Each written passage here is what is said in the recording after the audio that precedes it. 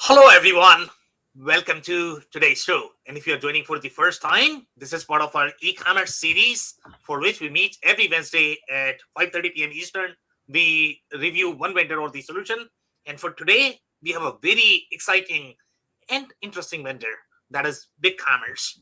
So we are going to have a lot of fun discussing that. Before we do that, we are going to start with everybody's intros. I am going to start with my intro. If you don't know me, I am Sam Gupta, principal at Elevate IQ.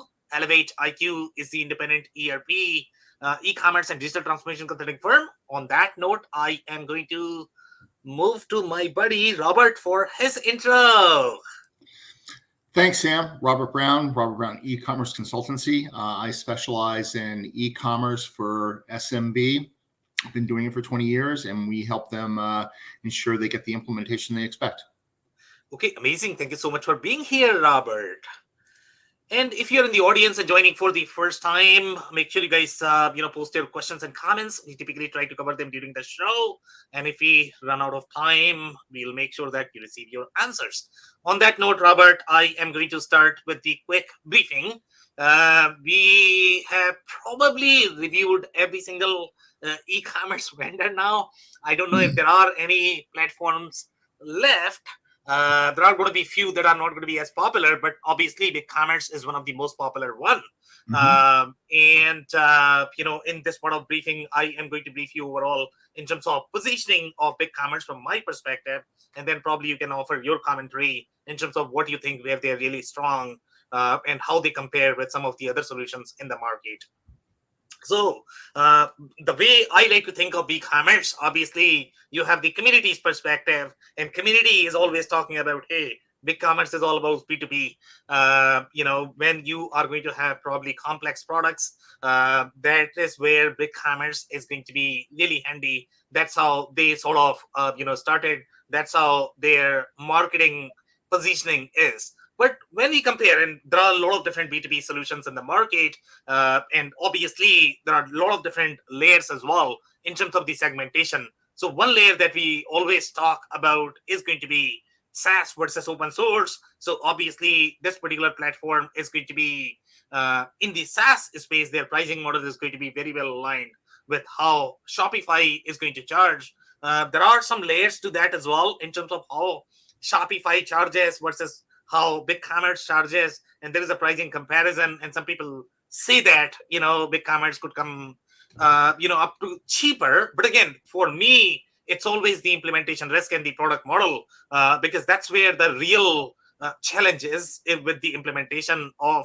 these platforms. So when I'm comparing, let's say if we look at the B2B position of BigCommerce, if I compare this with Magento, I personally could not locate all of those features and functions that Magento has. Some of the very specific features, for example, let's say if you talk about any of the role-based hierarchy, that punch-out interaction, the approval flow of different buyers, if you are going to be looking at very complex products, the catalog construction, that is all not there. And typically, you are probably going to be requiring a lot of add-ons. But that's how your Shopify and BigCommerce, both of those ecosystems are structured. In general, you need a lot of add-ons with Shopify as well as with BigCommerce. So that's going to be my personal perspective of BigCommerce overall from my research. What else overall from the solution comparison perspective, if you are going to be comparing this with any of the enterprise solution, obviously BigCommerce as of today does not have all of those enterprise features that you are going to find with SAP Hybris SCL Commerce. It's and when you are going to be comparing with even Salesforce Commerce, you are probably not going to be finding all of those features as of today. Even though some of the analyst firms, if you look at their ratings, they try to claim that BigCommerce has the enterprise version, and they are rated very, very, very high. But as such, when I'm looking at these screens and I am looking at those features and functions, either you need to customize it, build it, or you need to use a lot of different add-ons. So not sure if that's a fair comparison, to be honest. Okay, in my mind, BigCommerce is a very SMB solution as of today. It's very well, comparable to Shopify at this point of time. But again, I don't see Shopify as the enterprise solution as of today either. So this is going to be more of the SMB solution. The right comparison for BigCommerce is probably going to be Shopify, Magento to some extent, but Magento is a much bigger solution. Probably WooCommerce, and all the SMB solutions that are out there. So I'm going to pause there. Robert, do you have any commentary there? So I think the big difference between the two of them is actually customer support. They are fairly close, neck and neck with features and function.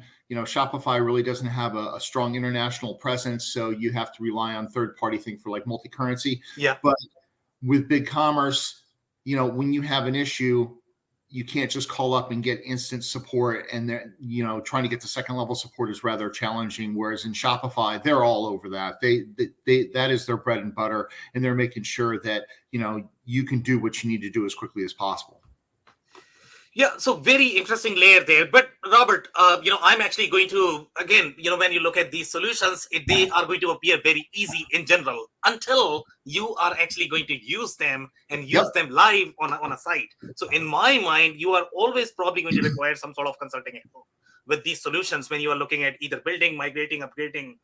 There are always going to be implications that are going to be, sometimes you might not know, just because you are looking at these solutions more from business perspective. But the people who are living the life on a daily basis, they know far more, of these risks that they can forecast. The other point I'm going to make is, even if you have the support, let's say better support from either Shopify or BigCommerce, and we are going to be reviewing some of the reviews in terms of what user community is feeling when they are talking to BigCommerce.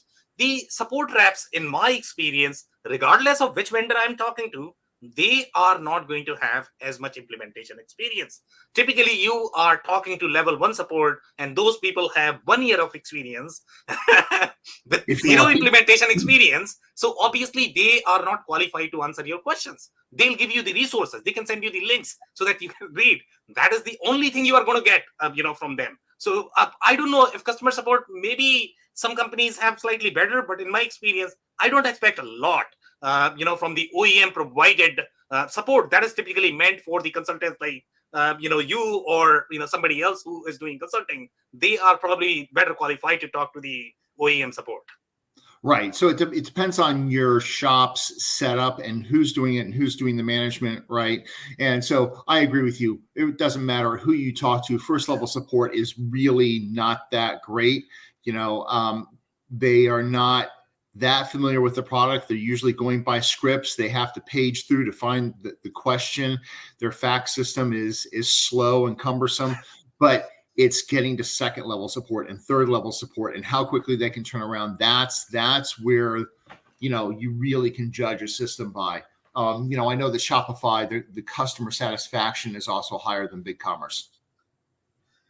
Yeah, so that's a great point, by the way. And, obviously we are going to be checking some of the user reviews as well, what users are, seeing. And we are going to be reviewing Shopify, and we are going to follow the same methodology, regardless of the vendor. And then we'll see, So I think sometimes the customer, when we look at the user reviews, it also depends upon who is reviewing them, what is their qualification, whether the product was really right fit for their business model or not. Because sometimes they are going to buy something just because it's popular, and then it's not going to work, and then they are going to complain that either Shopify is a problem or BigCommerce is a problem.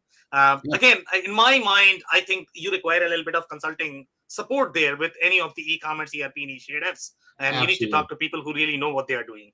Absolutely. You can't just say, because one company has a better marketing budget than another, you just can't say, I'm going to pick A just because I hear them all the time. You really have to dive in deep and figure out how it fits your particular implementation. One of the things that came out recently was the Gartner Magic Quadrant for digital commerce, and both Shopify and BigCommerce came out as challengers. In the funny part with Quadrant, and Robert, I don't know, whether you have followed all the news about Oracle Commerce or not. They had one of the analysts. I'm not going to call out Gartner in this, but at least one or two. I mean, they had positioned Oracle Commerce as one of the leading solution, and then we are getting the rumors right now that it's actually getting sunset. So I'm not too sure if these guys are doing enough research when they are talking about these solutions. So yeah, I am not too sure if I really trust some analyst agencies are really great. I mean, they do a wonderful job. But sometimes, they are also driven by the dollars, to be honest. Whoever is paying them, and some customers, let's say if they had made decisions based on that quadrant, now I don't know what they are going to do, because obviously these companies are trying to position their customers even when the product is being sunset. Can you believe this? Yep. Yeah. All right. So let's move to the slides. Unless you have any other commentary, Robert? No? Okay, good.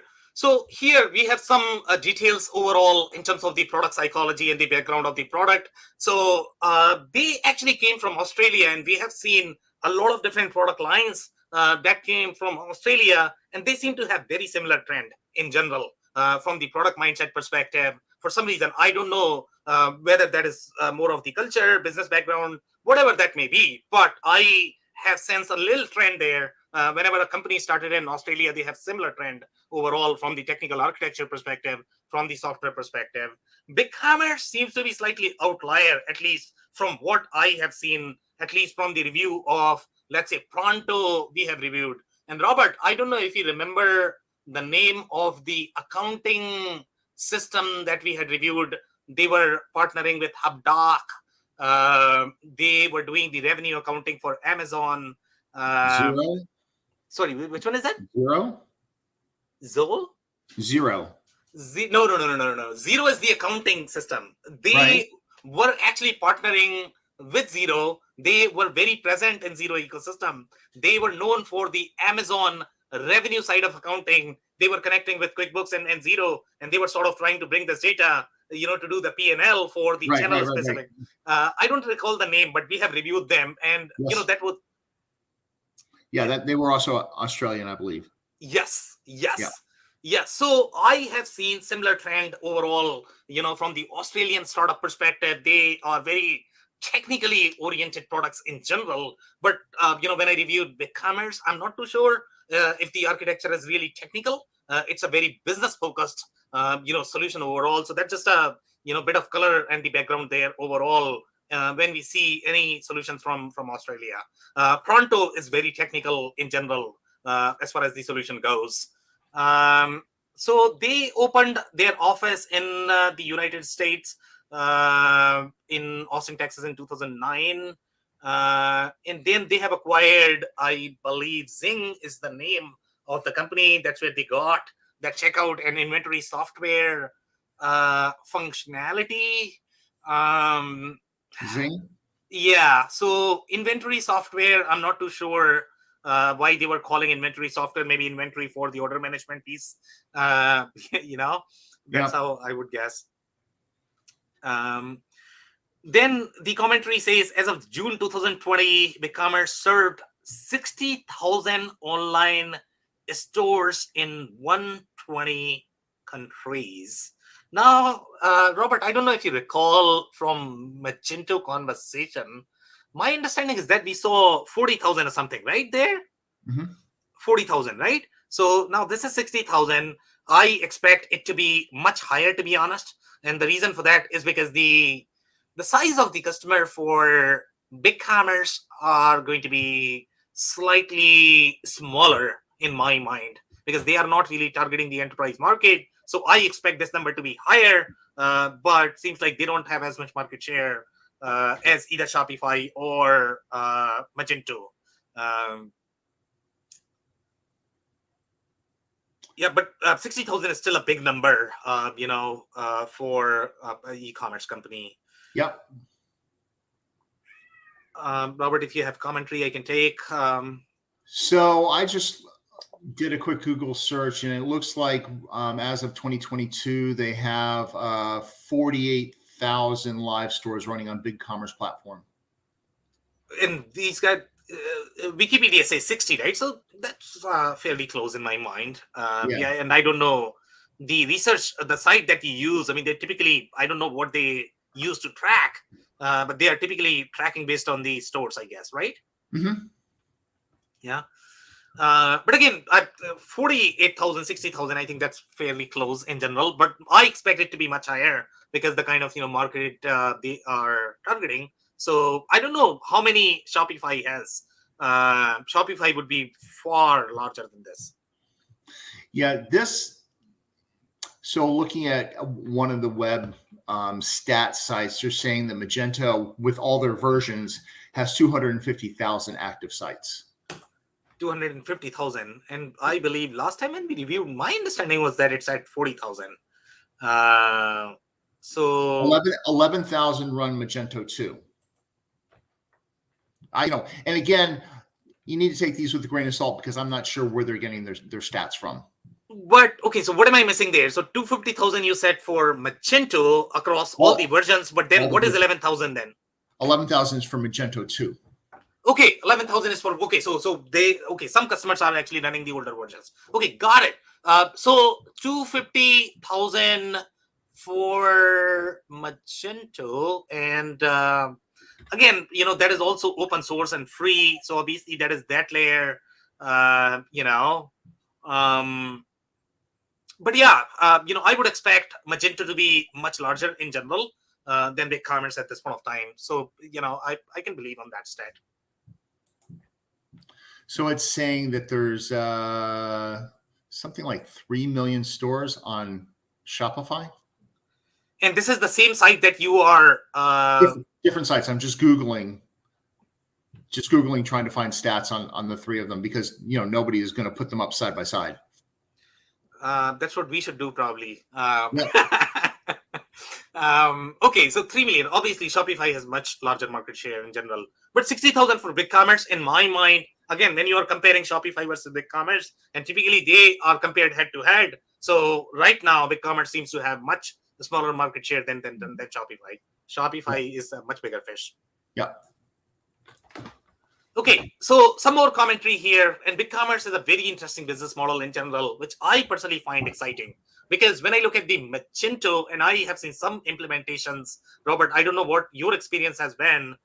It becomes very, very, very tricky when you are trying to design the omnichannel architecture. And when you are going to be doing omnichannel architecture, and if you don't provide the pre-integrated, pre-baked POS as part of your e-commerce layer, it's not easy. Okay, so there are a lot of different POS systems in the market. If they don't have, let's say, the e-commerce component, it becomes very, very, very hard in my mind to be able to integrate. Then you are going to have 15 or 20 different other systems in general, because obviously you need those in your architecture. And then when you have to separate out your POS from e-commerce, good luck with your customer experience, because you are going to have a lot of issues with the way your inventory is going to behave, the way you are going to be losing opportunities, the way you are going to be doing double booking and then canceling. Yeah, we actually had this conversation about 2 months back. I forget who it was with. And we all agreed, all three of us, we agreed that, going with a system where the POS is natively integrated is far better than going to plug and play, because then suddenly when you have an issue, then you're calling multiple support systems trying to figure out what's wrong. And they're all going to be pointing the fingers going, no, they're doing it. And you're left in the middle. Exactly. And that's a reality when you are going to be doing a lot of add-ons, to be honest. Even on WordPress, it's just a nightmare to be in WordPress space when you are going to be using all of these plugins and nobody really talks to each other and they are really pointing fingers, as you correctly suggested. And that WordPress is a great example. A lot of people start out on WordPress because of the low cost of entry, and they start adding in, all the little plugins, and they don't realize which ones they've added in, where conflicts come. And suddenly when something shuts down, they're calling WordPress saying, hey, what happened? And WordPress is pointing the finger, well, you need to debug and try to figure out which plugin's causing the problem. Good luck. Most people are not technical enough to do that. And the support reps are going to have just one advice, okay? Remove all of the plugins as well as the theme and then we will debug your issue. And by that time, all of the changes that you may have done in the last 10 years would have gone. So yeah, that's the advice that you're going to get in WordPress. Yep. Okay, so let's get rolling here. So overall, BigCommerce, I don't know if they have the native POS integration. At least I could not find that. They do integrate with CMS, and in their marketing material, I think they have claimed that their CMS is not going to be as good as WordPress, but they have something for the blogging component as well. I don't know how rich that is going to be if you are going to be heavy on your content experience as well. But BigCommerce can be integrated with WordPress. Now they are calling it as more of the headless experience. My headless buddies are going to argue that this is not headless. This is all plug and play. Okay, you are simply rebranding it, but that's okay.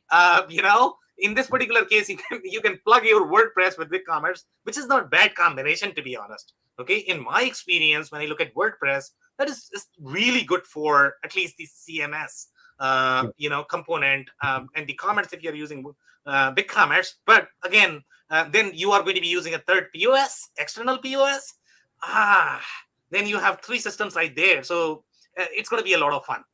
And then if you are global, then you probably have a CDN, which adds another layer of complexity. Exactly. By the way, I mean, this is nothing because, if you are a complex B2B business, you are probably going to require RMA. That's going to be a separate add-on.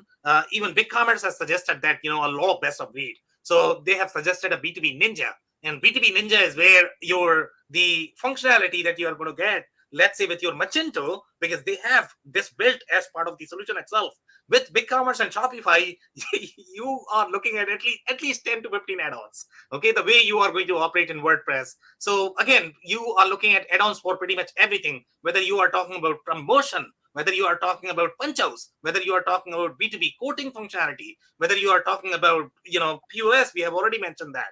Right. So this is, you are going to be living in the world of a lot of plugins and a lot of problems. Yep.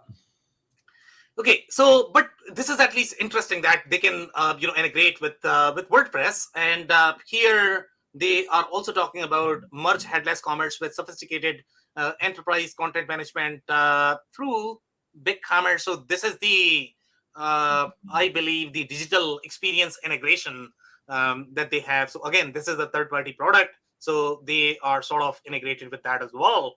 That's what they are trying to say. Then you can build your own headless storefront if you would like to do that. But I think in the user reviews, I have heard a lot of challenges. That users are not really happy and they don't really see this as being headless platform. At least as of today, they might be evolving their functionality, but as of today, they are not there yet overall in their headless capabilities. Anything else on this one, Robert, by any chance? No? Okay. So this is where, go ahead, Robert.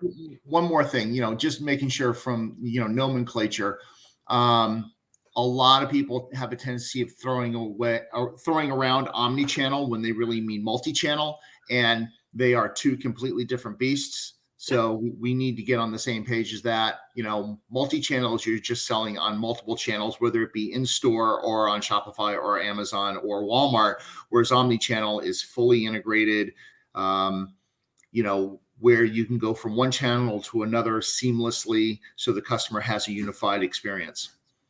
Yeah, and I guess, omnichannel has become the term the way we have been using cloud vaguely and loosely, to be honest. Okay, so now I think we need to probably throw the term called degree of omnichannel mess in your architecture because that's what dictates, how omnichannel you really are. Okay, some people, when they are talking about omnichannel, let's say if you talk to POS vendors, oh, we are omnichannel, don't worry about it, you got it. But, from their perspective, the only omnichannel experience you're going to get when you are walking from store 1 to store 2, when you are going to be mixing your channels, you don't have that experience. For that, you require an architecture, okay, to be able to enable that. Now, when you are going to be moving from your, let's say, the e-commerce to your POS, to your Amazon, to your distributor, good luck with that architecture, because that's going to be a lot of fun, because in that you are literally aligning every single system. But that's the sort of the maker of the omni-channel NAS, if he can really pull off that kind of architecture. So I think the degree of omni-channel NAS is super critical in my mind. There we go. We need to put that chart out so we can point to people. You are a 1, you are a 5. Where are you on the chart? We should probably build a tool, Robert, for that. And you input a bunch of variables, and then it is going to say, no, 50% omni-channel NAS, Yep. 20%. Yep. All right, amazing. Okay, so here we have some of the functionality, and this is the functionality that you are going to get out of the box with solutions like Magento and some of the enterprise solutions. For example, let's say if you look at segment your customers for pricing, product access, and promotion without having to maintain a second site, so that's all given in a B2B solution in my mind. Then you have price list. Give B2B customers a B2C level experience with custom pricing at the SKU level for customer groups. The way BigCommerce has approached their pricing, sure, they have a lot of different options. That is very user-friendly. But when you are going to get into the complex B2B pricing scenario where you are going to have multiple layers of pricing, BigCommerce is probably going to fall short, and then you probably would require another solution or the richer solution or the dedicated pricing solution that you can use. So you are not going to get all of those layers. But again, either you get simplicity or you get complexity. So depending upon what you want. If you're looking for simplicity, this could be great. But there are only going to be so many options that you can explore with this. Okay, so then they are saying bulk pricing, take control of bulk pricing with customization. I don't have much there. Then you have purchase orders. Again, purchase orders is very tricky in general.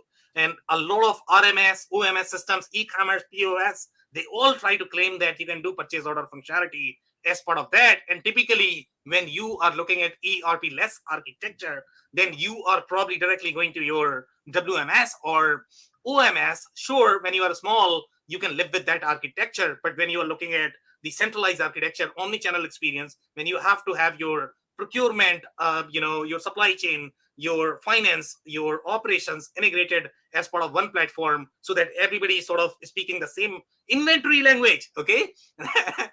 You are not going to get that in this architecture. And that's where your purchase order cannot reside inside your OMS e-commerce layer. That's where the purchase order needs to move to your ERP layer. So purchase order is, in my mind, for e-commerce is more of the marketing hype than anything else.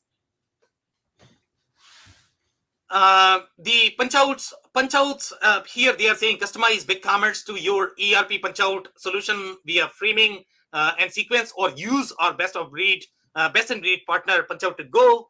Another add-on you are looking at, even if you have punch-out functionality. You might not need that, especially when you're looking at solutions such as Spryker, or we looked at which one. I think Magento has a lot of native sort of punch-out functionality, especially if you're looking for any of those customer or vendor portals. But natively, you can build those in Magento. Here, you are probably going to require another add-on. Commerce tools, maybe? Commerce tools did not have as much rich business functionality. That's my recollection of that, right?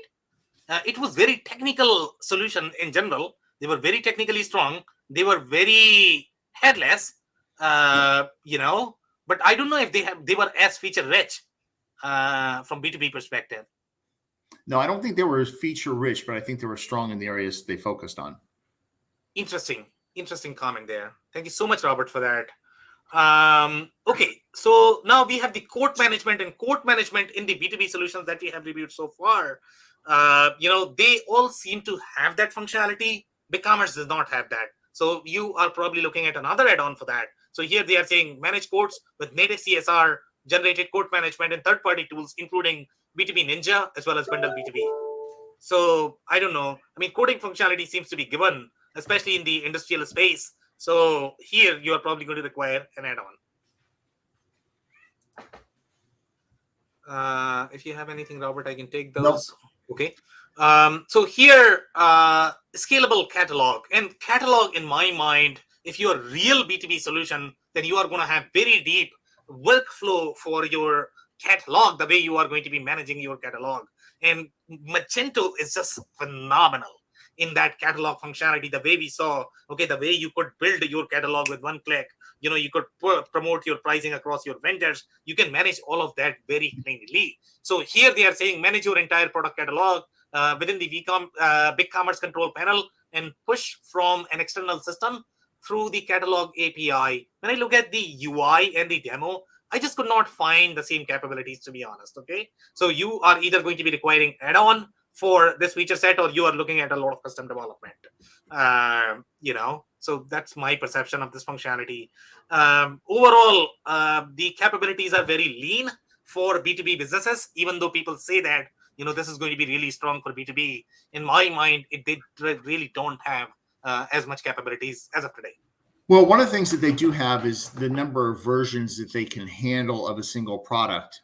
I agree. Yes. They've got a lot in that. So that can be valuable. I completely agree. And we have that on the next screen. And by the way, I mean, that capability, Robert, is not only going to be applicable in B2B. And I'm actually shocked because people don't talk about the variant options that you are going to be requiring in B2C. For example, let's say if you talk about fashion, apparel. Oh my goodness. The number of style and the size combinations that you are going to have in that space. The Shopify's limit of 100 variants. I don't know how companies are managing that on Shopify, to be honest. I don't either. I mean, if I think about when my daughter and my wife go shopping, you go from extra size 0 or 00, 000, extra small, all the way up to, 4 or 5X, plus all the color combinations that go with that. It's, you can easily top 100. Exactly. Isn't that what happened to the Gap recently? They try to change, I think their push was sized for you, so they went for a plus size line but didn't have the options available, and shoppers weren't happy and just left them, and so they had to basically trash the entire line. Exactly, and that's what I would guess, to be honest, and that's where I'm shocked when people think of BigCommerce. They are never talking about B2C, but even in the case of B2C, the product variant is a need in a lot of different verticals, especially if you talk about any of the fashion, apparel vertical, style verticals, metal, any of the metal products. They are going to have a lot of different dimensions. Okay, if you are going to go to any of the industrial verticals, if you are talking about many different combination of, let's say, for example, cutting tools, they are going to have many different variants of the same product, and they have many different combination of that. So again, I don't know why people don't see BigCommerce solution as B2C. In my mind, that's far more B2C than other solutions out there in the market. My experience with BigCommerce has been B2C. So I've had a couple of customers on it, and they were really happy with it. I'm sure they'll be, because based on the kind of product architecture that they have, you probably need that. Okay, so some more comments here. So now when I am looking at the enterprise, feature set. So if you look at the enterprise feature set, there's not a lot, to be honest. Okay, so they have a lot of different technical feature sets, but you don't really see the same feature list that you are going to find, let's say, in the case of your API server, Magento, HCL Commerce, Spryker. They had far deeper functionality for B2B. So maybe BigCommerce is sort of, B2C with the complex products is probably a better place for BigCommerce, not really the, core B2B, place. So I guess there is a little, caveat there in terms of where BigCommerce is really positioned overall from their capabilities perspective. But in the enterprise space, I mean, the only thing I have is the price list, the coupon, the discount and gift cards, and then the abandoned cart saver. That's typically companies use add-on for that. So, but add-ons are going to be tricky to work with as well. But in this particular case, add-on is probably going to be okay because you don't require as tight integration, especially with your order management workflow. One of the things that we haven't talked about and we haven't documented is, and we don't have really a way to do that, is what a company feels is enterprise versus what Shopify or Magento or BigCommerce feel is, enterprise. You're going to have some sort of Venn diagram. Completely agree, and could not agree more, because I have a friend, Ted Needleman, who reviews software for living, for PC Mag, and there are other platforms that he does work for, and he talks about this concept of SMB versus SME. So SMB is going to be small to medium sized businesses, and then SME is a small to medium sized enterprises. Just Right. because you are $100,000 does not mean that your processes are not going to be complex. You can be as complex as your enterprise. So I guess there's that layer as well, that you need to look at your business processes and determine whether you're going to be the enterprise grade. But everybody is looking from their perspective. When you have only served, let's say, one man founders, for you enterprise maybe two man shop. But for Yeah. some people, when they have served, let's say, really large customer, for them it could be Fortune 500 or 1,000 companies. So great points, Robert. More comments? Nope. Okay. So here we have some more commentary, and this is the pricing comparison. And maybe, Robert, you may want to take over on this slide and talk about the pricing comparison, because obviously you are really good at that. So do you want to take over? Sure. So when we look at the pricing for Shopify versus the pricing for BigCommerce, BigCommerce doesn't have all the fees that Shopify does. And that is a big selling point, especially if you have a lot of transactions, right? If you're selling a lot of small, medium-sized items, you're not going to be nickel and dimed for every single transaction. So that can end up saving you a lot of money and your bottom line. And then, if you look at the monthly pricing costs, BigCommerce is coming after Shopify. They're purposely looking at them and saying, hey, how much can we get close to them or slightly under them to nudge some of these small enterprise companies towards us, or those that are looking to grow and they're looking, how long can we stay on this platform and manage our costs? And I think that's the pricing strategy that they've put out here. So you pay an annual cost and you pay a monthly fee, and it works out to be a lot cheaper overall on BigCommerce. So why would you choose Shopify over BigCommerce? Well, you really have to understand what your requirements are, and if it's going to help you or if it's going to hinder you in terms of the number of plugins or add-ons that you have to add into your total cost to get your business to do what you want it to do online. That's really where the kicker comes in. What add-ons do you need and how much are they going to cost on each platform? So, Robert, when I look at data, obviously that tells a little story here, right? So I am actually going to narrate and then going to ask you your perspective if you really agree with this assessment, the story that this data is trying to tell. So here, let's say if I look at the BigCommerce annual cost, especially up to the $40,000 in revenue, they are trying to claim here up to $40,000 in revenue, you are probably be paying 1/3 of what you are going to be paying to Shopify. But then if you are going to be between 40,000 to 100,000, they are saying you pay to Shopify roughly what? 1948, which is 2,000. This is 900 roughly. So which is roughly 50% of that cost. In the last one as well, you are paying roughly 5,000. Here you have roughly 3,000. So they are trying to claim that in this structure, and obviously there are many different variables here where you are using Shopify Pay versus not using Shopify Pay. But basically the data is telling us that BigCommerce is going to be 50% cheaper. Is that true in your experience? Well, so the plan that you're showing here for BigCommerce is the basic plan, not the plus plan, right? Yeah. And I think the same thing is true for Shopify. Shopify will end up being more expensive because you are paying the fees. But when you look at the annual revenue that we're using here as markers, those are really low. 40,000 a year. I mean, this is 40,000 a year is basically a hobby. I know.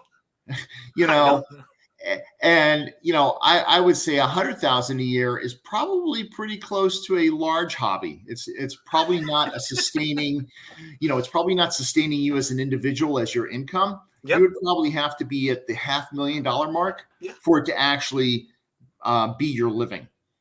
Yeah, could not agree more. So in your experience, let's say if you look at those larger businesses, is the fee going to be comparable between Shopify and BigCommerce, or is it always 50% of the cost? What I have seen, if we are excluding the add-ons, even using the BigCommerce Plus plan, which is more expensive, I have seen it still be cheaper than Shopify. Okay. Okay. Thank you so much for that.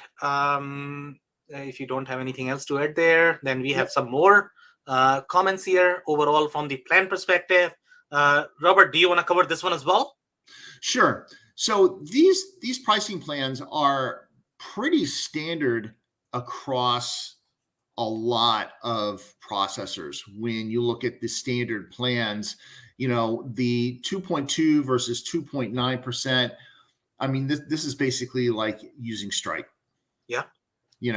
And so it's when you're doing merchant services, it's usually, somewhere between, unless the only difference you're going to see is if you start breaking it out by card type and you actually go to your own gateway and get your own merchant services like authorized.net. Then you're going to start seeing a much lower rate with like Visa and MasterCard debit cards, which are going to be as low as, say, 1.3%. Yeah. With a 30-cent per transaction cost. Otherwise, if you're just using a bundled plan, which is going to include Discover, MasterCard, Visa, all the others, these 2.9 plus 30% for a standard plan, 2.2, 30%, the enterprise plan, and that's negotiable. You really have to start taking a look at, the number of transactions, and you really have to look at, does it make sense for me? And this is where the finance team really needs to get involved. Does it make sense for me to go to a platform? Are the transaction costs going to be such that it makes it much more expensive? Yeah. Or do I want to go directly to a gateway and to my own merchant services where I may be able to get it cheaper? If you plug in, a lot of people like to use, say, PayPal and, or Amazon payments, because they feel, customers are going to have more familiarity. Those are going to be more expensive. You're just going to pay for it, right? Yeah. Or Klarna is another one. Yep. They're pretty expensive as well. Yeah. Everybody's got their hand out. So you need to actually run the numbers, look at the number of transactions. And when you look at merchant services, the first thing they're going to ask for is they're going to ask for 3 months of statements. So they can go through and actually price what you've been paying based on the card types that you've been processing to determine, are these, because we're talking about omnichannel, right? So if you've got a POS system, are these cards present or are they going to be online? There's cost difference there. And then how many of those transactions do you have per month? What is the average size of your transaction? And then you can actually start to price that model and figure out where it makes most sense for you to actually start processing your transactions. Yeah, could not agree more. It's easy to do. I mean, it's just a process. It's just time consuming. Okay, amazing insights. Thank you so much, Robert, for that. Okay, so some more commentary here, and here I think this is the point that you were talking about, Robert. Overall, when you look at these product attributes, and a lot of people talk about product attributes, custom fields, they are going to be using these terms vaguely. Okay, sure, every system on this planet is probably going to support some sort of custom field unless you are looking at very small system. Okay, but custom field is not supposed to provide you that variant or the attribute functionality, because there you are going to have a lot of layers. And one of the layers that you're going to notice is, okay, you are going to be pricing, costing, planning at the variant and the style level.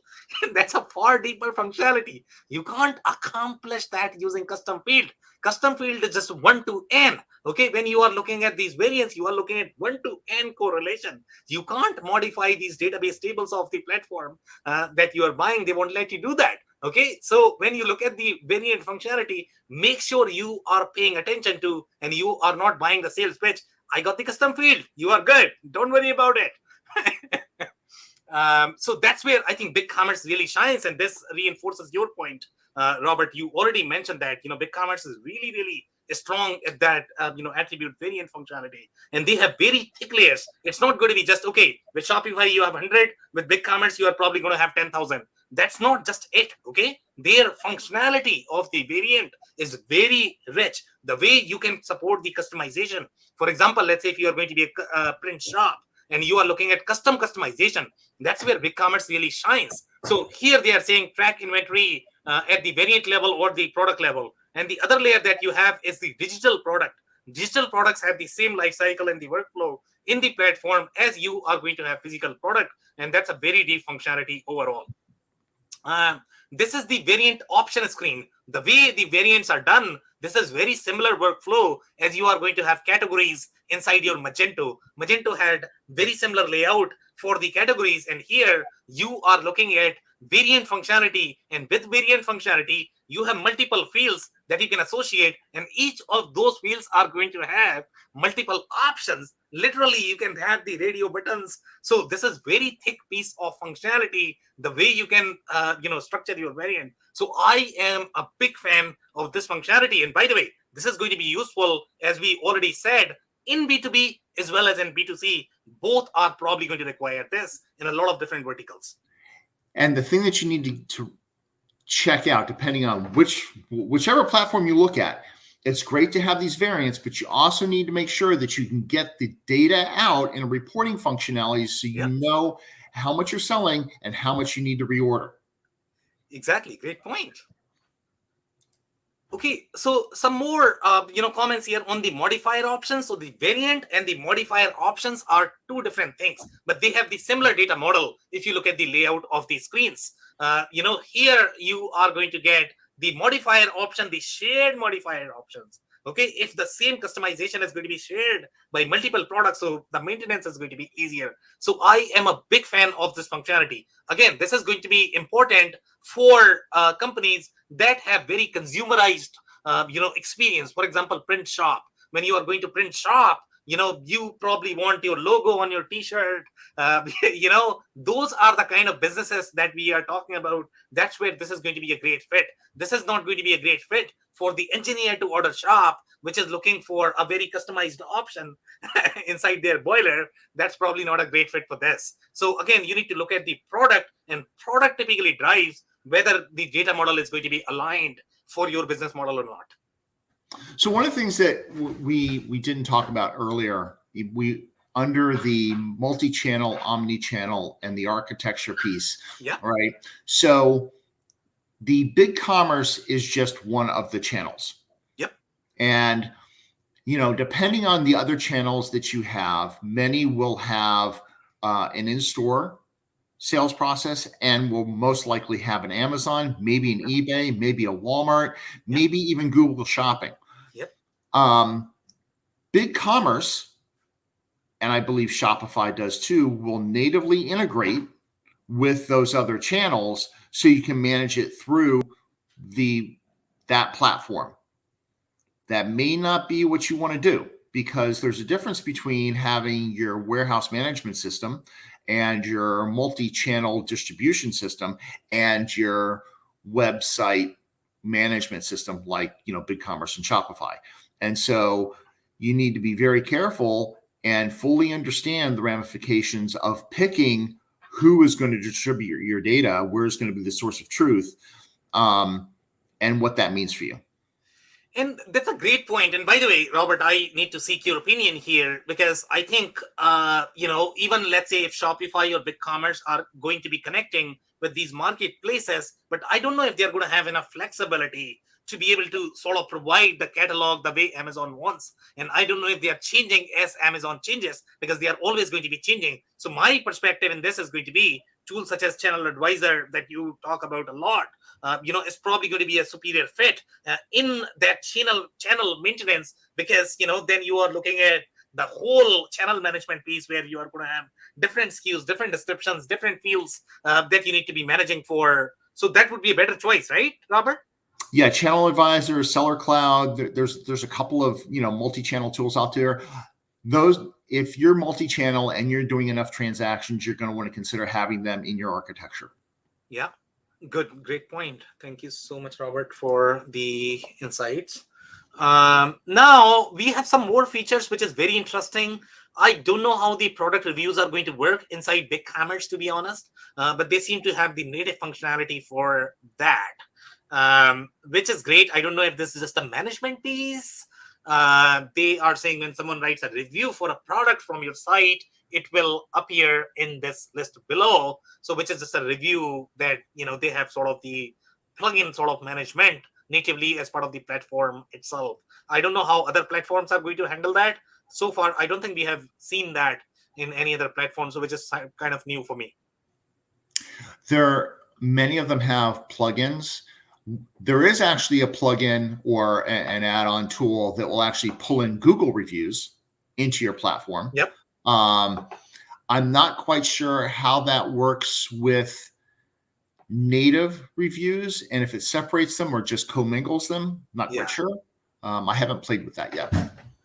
Yeah, so that's a very interesting point, and I don't know if you would probably require a sort of the centralized review management platform as well. Yeah. Because just you have reviews from one channel, but there are going to be 50 others where you are getting reviewed. So if you are not paying attention to them, you are probably in trouble. Yeah, so you could theoretically have reviews on Yelp, Google, TripAdvisor, your own platform, and probably some local like mommy blog thing. But you're going to have reviews everywhere, and managing those can be rather challenging. Yeah, exactly. All right, some more insights here. Overall, when I look at the page builder, to be honest, it's great. It looks neat and clean, but I don't know if you have a lot of flexibility overall. The way we saw in the enterprise platform, the way they approached these things. So this is very similar to the WordPress experience. WordPress page builder is probably going to have similar capabilities. They are just not going to be as hierarchical the way we saw in case of your optimized API server. They had far thicker functionality overall in the page builder. Here, I would think that if you require any more elements on your page, you are probably going to be asking for a lot of plugins, and then those plugins don't really talk to each other, so that's going to be a problem. Here, if you're looking for basic website, then this is probably going to be okay, but you are probably going to outgrow very soon if you have any sort of complex templates that you are going to build for your site. Okay, then we have, I like the Navigator option. This is again very similar to your other platforms such as Elementor. I think again most of the enterprise platform probably are going to have this. This is probably going to help you in navigating wherever you are in the page, and sometimes that becomes very tricky when you are working with these free themes because they are not going to have that. And then smaller ones, for example, let's say if you are managing your commerce platform on a Square or probably Wix, you probably will not get these things. So here we have the promotion functionality, but again, it's very lean in my mind. It's easy to use for the smaller businesses. But again, either you are easy or you want a ton of options if you are really big.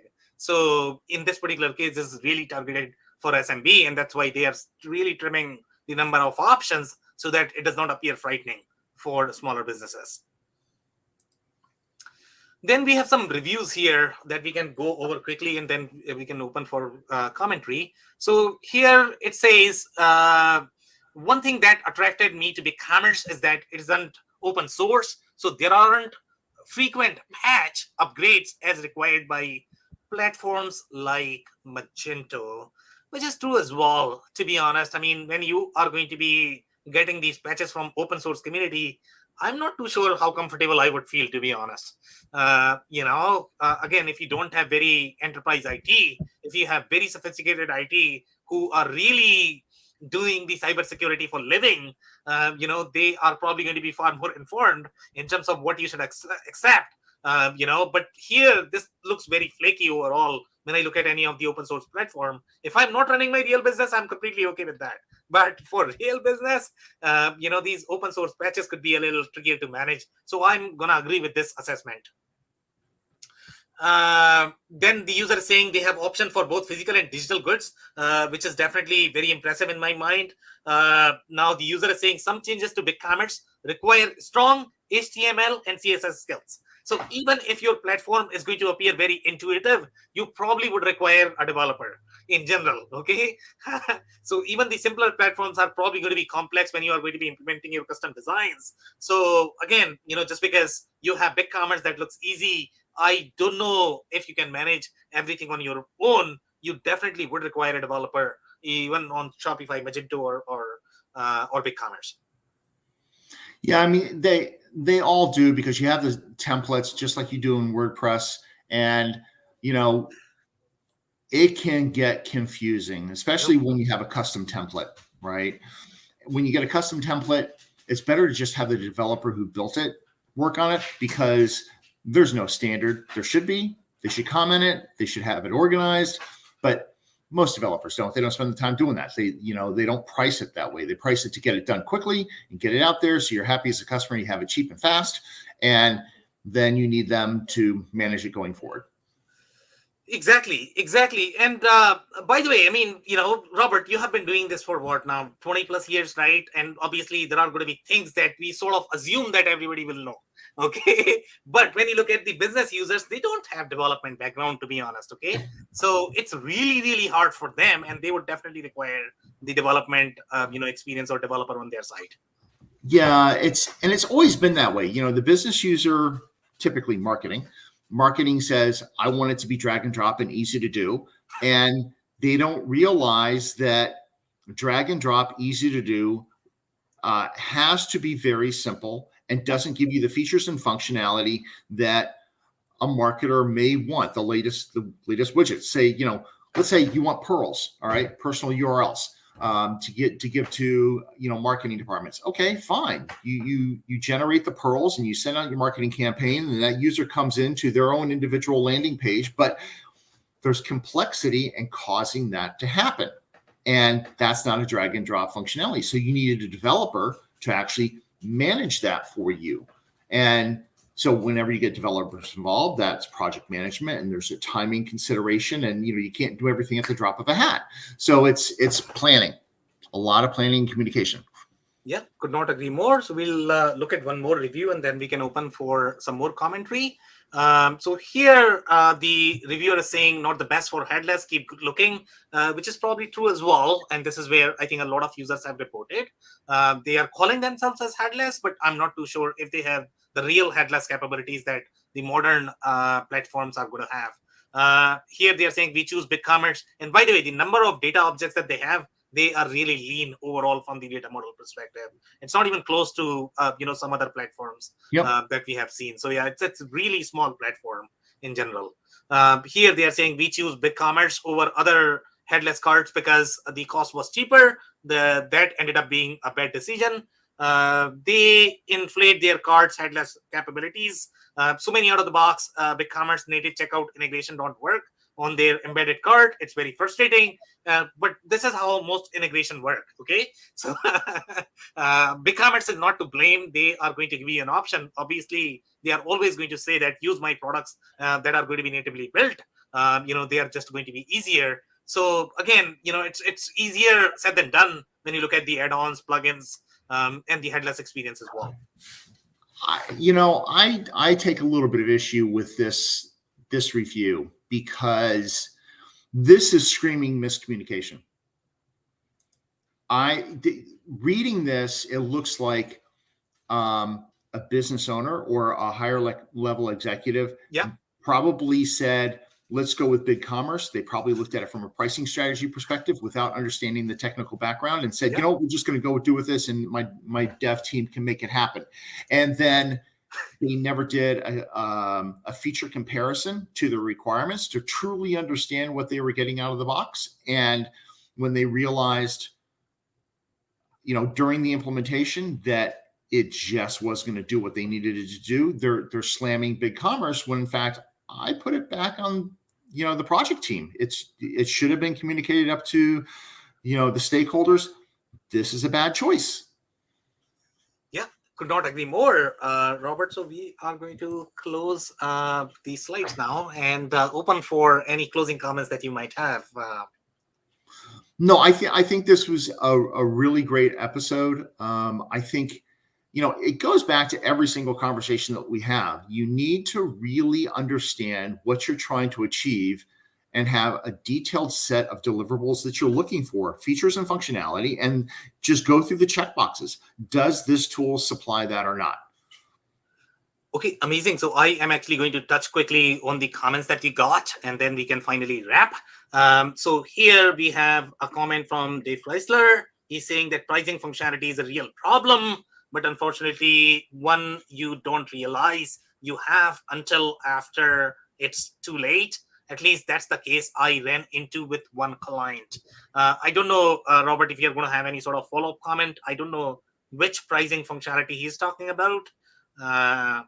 I'm not quite sure either, but given Dave is in the B2B space, it was probably B2B pricing, so they probably had a complex pricing model. Yeah. And BigCommerce isn't going to support that.